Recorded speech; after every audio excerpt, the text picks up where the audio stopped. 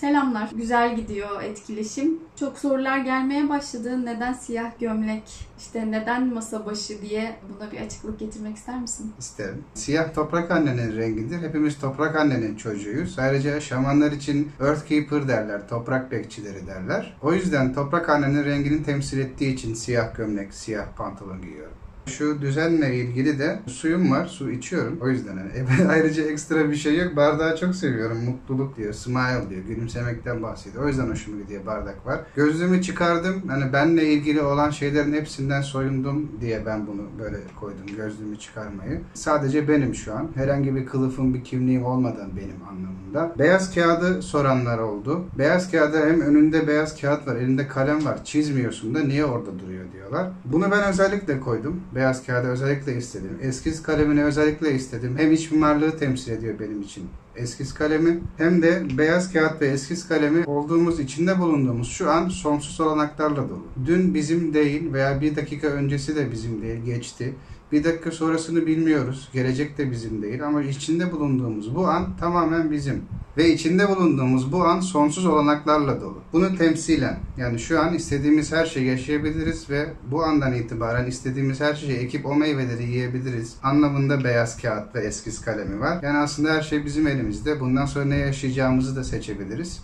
Ve tekrar söylüyorum, içinde bulunduğumuz bu an sonsuz olanaklarla dolu. Benim için bunu temsil ediyor. Beyaz kağıt ve eskiz kalem. Bir de şey diyorlar işte, sen şamanik bilimle ilgili bir şey anlatırken, bak bilim dedim, masa başı böyle bir birbirini tutmuyor diye bir soru da geldi. Evet. Da... Değil mi? Bir panço giymiyorum, bir şapkam yok, işte ne bileyim bir rattle, marakeş yok masanın üzerinde şu an. Benim ustam Dona Feliz, Alberto Villoldo'nun öğrencisi aynı zamanda. Yani benim eğitim aldığım ekol aslında şehirli şamanlar ekolünden geliyorum ben. Benim ustam Urban Shamans Akademi'yi kurdu. Hep Urban Shamans ekolünde eğitim veriyordu. Yani şehirli şamanlar tarzında eğitim veriyordu. Yani illa pançoyla gezmek zorunda değilsin. Değil, kimse gezmek zorunda değil. O yüzden hani bir şamanın işini yapabilmesi için illa rattle, panço, davul gibi şeylere, bunlar ekipman ama bunlara bağlı da değil şaman. Bunlardan fazlası da olabilir. O yüzden özellikle hani hem ilimle hem bilimin birleşimi, şamanik architecture, şamanik mimarlık diye kendi tarzımda çalışmalar yaptığım için. O yüzden biraz da kaldırdım, biraz da sadeleştirdim. Daha sade bir düzenle şu an bu konuşmaları yapıyorum. Herhangi bir ekipmana, bir alete çok da bağımlı olmaya gerek yok. Her şey bizimle alakalı ve biz zaten kendi başımıza olduğumuz halde zaten yeterliyiz. Her şey için. Yine gelen sorular arasında neden sana gelelim, işte CV'in var mı gibi sorularla karşılaştık. Buna da bir açıklık getir istersen. Tabii millet olarak, daha doğrusu dünya olarak hissetmenin ne kadar değerli bir şey olduğunu, hissetmeyi unuttuk aslında biz. Çünkü hissettiğimiz zaman, beden hislerimizi kullandığımız zaman her şeyin cevabını zaten kendimize verebiliyoruz. Şimdi benim bu yaptığım işte de yani öyle bir CV olmuyor. Yok yani öyle bir şey. Sertifikam var, evet. Yani ustamdan mezuniyetimle alakalı bir sertifikam, evet, var. Ama ondan sonrası kendimden geliştirdiğim şeyler de var bunun içerisinde ve bu işlerde bir CV, bir işte referanslar, referans mektupları, böyle kurumsal şeyler pek olmuyor. Onlar daha çok beyne hitap eden şeyler. Bizim işimiz de hissetmeyle alakalı. Şu an içinde bulunduğumuz küresel durum zaten daha çok beyin üzerine. Herkes beyin konuşuyor. Herkes düşünmeyi, mantıkla açıklamayı düşünüyor ama bizim yaptığımız iş bunun ötesinde olan bir şey. Kalbe odaklanmamız lazım. Beyin evet muazzam bir şey. Olmazsa olmaz. Ama bunu kalple birlikte değerlendirmemiz lazım. Yaşamımızda beyni tamamlayan şey kalbimiz aslında. Ve kalbin bir sınırı, bir limiti yok. İkisini birlikte düşündüğümüz zaman hislerimizin değerinde, hislerimizi takip etmeyi de biliyoruz. Bu işlerde de hani işte ben şu ana kadar 7.000 tane kaybetme korkusu dönüştürdüm. Atıyorum 10.000 tane değersizlik hissi dönüştürdüm. İşte böyle bir referanslar, CV gibi böyle bir şeyler olmuyor. Aslında takip etmemiz gereken şey beden hislerimiz. Beden hislerimizi takip ettiğimiz zaman o zaman doğru şeyi zaten biliyoruz. İnsan şamanını kendi seçer deriz her zaman için. O yüzden biri birine gitmek istediği zaman o seansı alacağın insanı zaten senin beden hislerin biliyor. Sen onu zaten önceden biliyorsun. Gittiğin insan da senin geleceğini zaten biliyor.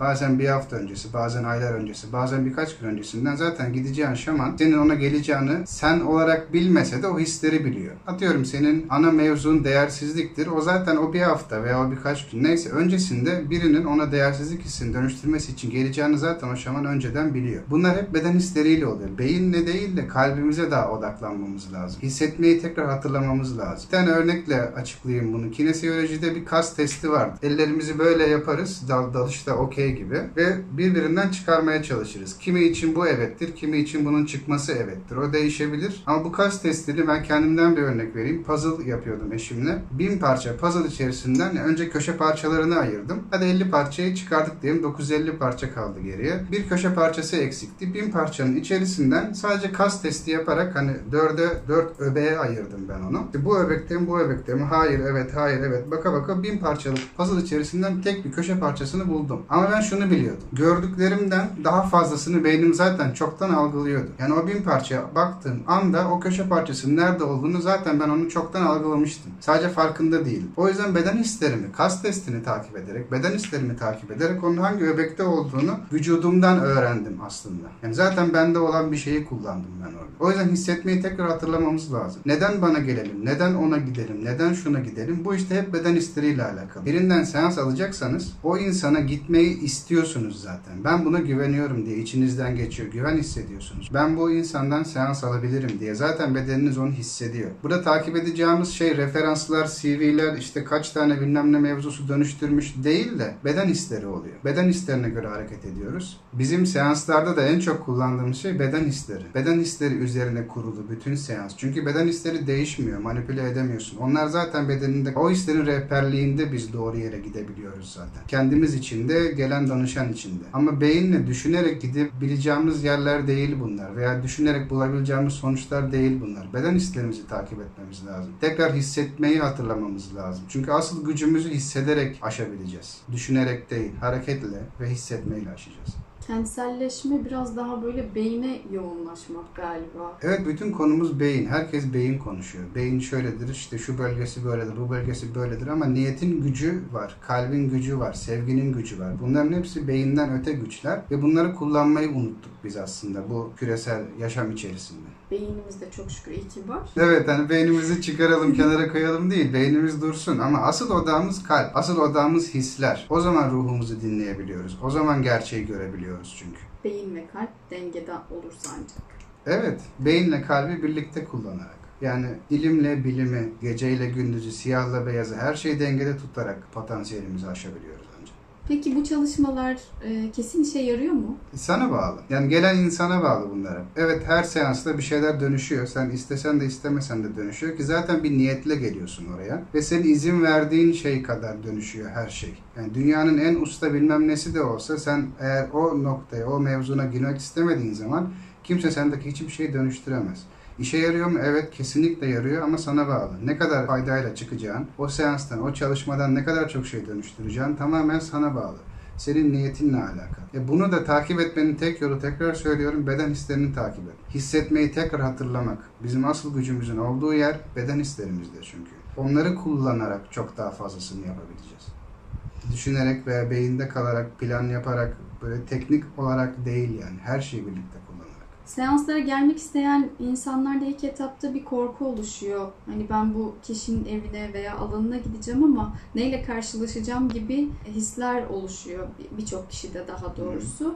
O da yine dediğin gibi referansa, işte tanıyor musun'a falan geliyor. Bununla alakalı bir şey demek ister misin? Biri bir seans alıp, bir çalışmaya katılıp çok memnun kaldığı zaman diğerine referans ediyor. Bu referans evet güvenilir bir şey. Ama dediğim gibi kendimize güvenmeye öğrenmemiz lazım bizim en başta. Kendimize güvenmek hislerimizi takip etmekle oluyor. O hisleri okuyabilmekle, vücudumuzun bize söylediklerini anlayabilmekle oluyor. Bu vücudumuzun bizle konuşma şekli de zaten hislerimiz. Ancak bu hisleri takip ederek oluyor. Ama seanstan önceki olan o korku, onun içinde başka şeyler de var. Çünkü seansa girip veya bir çalışmaya girip, grup çalışması da olur, herhangi bir çalışma da olabilir. Bir dönüşüm yolculuğuna gireceğin zaman hayatında bir şeyler değişecek. Yani eski olan, o tutunduğun şeylerin bir kısmını bırakacaksın demek. Aslında oradaki korkunun bunlarla da alakası var. Çünkü bir şeyler değişecek hayatında. Alıştığın, o kendini güvende hissettiğin yerden, konfor alanından çıkıp hiç tanımadığın bir yere gireceksin. O korkunun bununla da alakası var. Bu yüzden aslında çok bahane de olabiliyor insanlarda. Tam seansa gelecekken işte vaktim yok, zamanımı ayarlayamıyorum. Bir akrabama bir şey oldu, bir türlü trafiğe takıldım, gelemedim gibi böyle şeyler olabiliyor. Bunların da aslında arkasında bir direnç oluyor. Yani o yeniye karşı, bilmediğin bir yere girmeye karşı olan bir direncin de etkisi oluyor bunlarda. Bu korku aslında biraz bunlarla da alakalı. Yani gelen biri memnun kaldığı zaman, faydasını gördüğü zaman, ki bu yine dediğim gibi ne kadar fayda göreceği gelen insanla alakalı, danışanla alakalı tamamen. O zaman o da diyor ki ben güveniyorum işte Caner'e git. Ben güveniyorum şuna git, buna git. Çünkü ben şöyle bir şeyler yaşadım ama evet ben bir şey vermedim ona. O kendi yolunu yaşamak için bana geldi. Ben rehberlik ettim sadece. Çünkü benim geçtiğim yoldu. Bildiğim yerden olanlar zaten bana geliyor. İnsan şamanını kendi seçer dediğimiz aslında bununla da alakalı. Zaten o beden hislerini takip ettiğin zaman gideceğin insana güven duyuyorsun. Çünkü biliyorsun aslında, farkında olmuyorsun ama şunu biliyorsun, hissediyorsun. O insan senin geçtiğin yerden geçmiş oluyor zaten. Hislerden korkmayalım. Hissetmekten korkmayalım, evet. Her şeyi yaşayabiliriz. O zaman anca hayatımız mükemmel olacak zaten. Yani içimize atmak da çok iyi bir şey değil. Bastırmadan bütün hislerimizi yaşamak zaten hayatın amacı. Senin nasıl başladığına dair sorular geliyor. Bu yolculukta nasıl başladın, kiminle denkleştin vesaire. Evet, benim bir başlangıç hikayem var ama bu benim için artık eski hikaye. Ben ana konuları veya gerekli olan yerleri zaten bahsetmiştim. Bundan sonrası bir tercih. Ben eski hikayeleri anlatmayı ve paylaşmayı çok sevmiyorum aslında. Benim artık tercihim yeni hikayeleri paylaşmak. Daha güzellikleri paylaşmak. Eski hikayeler evet geldiğim yerler ve bir videoda bunlardan zaten bahsettim ben özetle ana başlıklar olarak. Ama kalanı benim için artık eski hikaye. Bu beslenmek istediğim veya onu anlatıp insanlarla paylaşmak istediğim bir şey değil. Ben artık güzellikleri paylaşmayı, yeni olanı, daha iyi olanı, daha güzel olanı paylaşmayı seçiyorum. Şöyle bir şey de var. Eğer ben kendi başlangıç hikayemi anlatırsam ona benzer olanları insanlar bekleyeceklerdi kendi hayatlarından da. Ben de böyle bir şey yaşadıktan sonra ancak böyle bir şeyler yapabilirim gibi bir düşünce ister istemez oluşacaktır. Bu da sınırlandırmak olur. O yüzden bunu da yapmayı çok sevmiyorum ben. Herkesin kendi deneyimi, kendi hayatı kendine göre zaten biricik. Ve herkes kendine göre çok özel bir hayat yaşıyor. Bu yüzden ben ne kadar detaylı anlatırsam karşı tarafa o kadar fazla sınır vermiş olurum. Bu da yapmayı istemediğim bir şey. O yüzden ben artık yeni olanı, gelişmiş olanı, daha güzel olanı, keşfettiklerimi paylaşmayı seçiyorum.